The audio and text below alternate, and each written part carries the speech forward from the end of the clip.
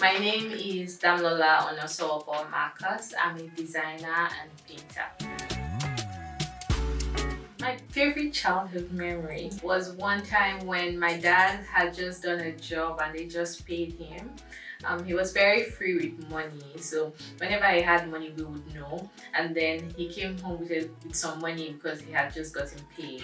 And then I remember my mom buying so many things, whatever it was we wanted. I think that was the very first time that I realized that money was powerful. And it was such a fun experience, just our nuclear family enjoying that day. Outside of being an artist, I'm generally very political. I have so many strong opinions.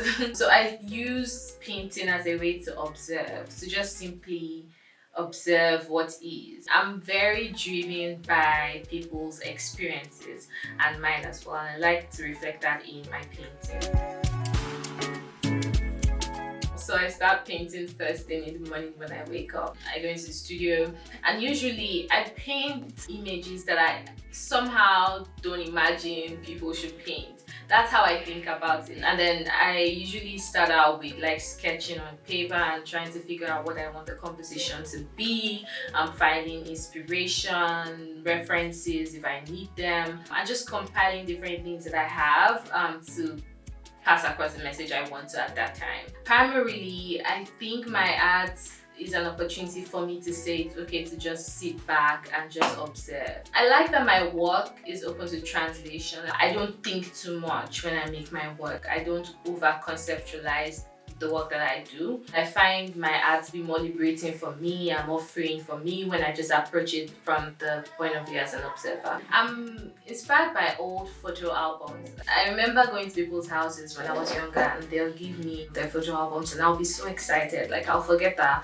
I wanted to play with my friends. I'll just sit down looking through the old photos. But outside of that, I'm inspired by the great realist painters like Anderson. I love Njideka, Crosby and Queenly's work because it really inspires me. Even though there's like a significant difference in the way that we paint, her work is relatively clean, and she uses a lot of like different materials in a singular piece, and I'm majorly oil. There's a lot of differences, but I really feel inspired by her work because it gives me that sense of nostalgia, the reason that I paint anyway, and I think she captures it very brilliantly. So my new body of work is inspired by isolation, but not isolation in the sense of necessarily being alone, but thinking about how now that we're forced to be indoors, at least for the most part, or our movement is restricted, what kind of memories does being in that kind of space and circumstance trigger? For me personally, I'm looking at it from my point of view. It triggers memories of being at home and having people over, like sitting down outside, waiting for jollof to be ready. And a few days ago, I saw a tweet about how we used to do a lot of filthy things, blowing candles over cake. I was like, ew. But really, in a sense, it got me thinking about how I cherish those moments of like innocence. But I think that in a way my work is kind of subversive, but I think that's from a visual standpoint. There's a lot of like figurative abstraction in my work.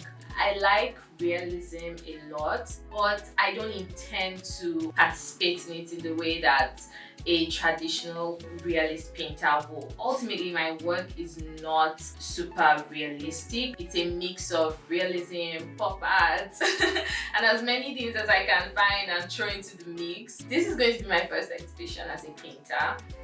So this is very exciting for me. Most of my work is design work, right? I run a design studio. I'm super excited because it's an opportunity for me to create without the pressure of does it fit into my client's brief? Does it work for the brand? I'm just creating and I get to still show people what I've done. And I think exhibitions are pretty grand. It's very validating for me as a painter that I can still have the same impact with my work outside of design.